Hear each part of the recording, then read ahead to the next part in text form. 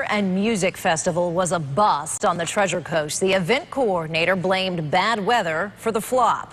But vendors say they were scammed, and they're taking their fight to the Better Business Bureau now. Angela Cruz, part of the largest news team on the Treasure Coast, is joining us live from Stuart tonight with the story. Angela?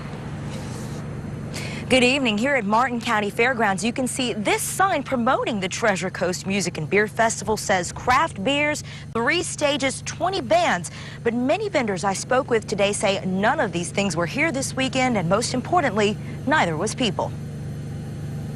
Elaine Weiss owns a Stuart business, Desserts by Elaine, and she says she's been to many festivals to sell her baked goods. But she says this weekend's Treasure Coast Music and Beer Festival fell far short of what she'd been promised. It was the worst event I've ever done since starting my business. She says the event coordinator, Larry Burgick, lured her $600 vendor fee by promising her that thousands of people would attend.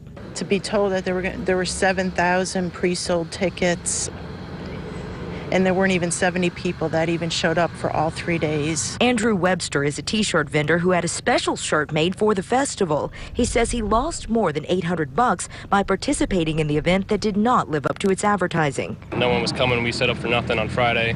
Saturday we found out that only 2 or 3 bands came when they were expected to be 10 bands. 3 stages, there's only 1 stage set up.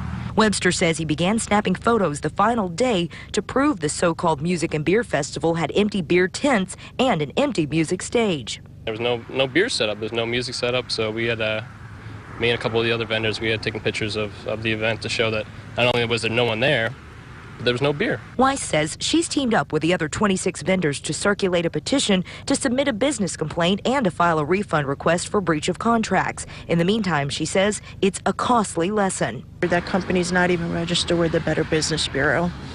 So that just kind of opens my eyes. So when I do next events to investigate further. Festival coordinator Larry Burgick did not want to go on camera, but he did speak with me by phone.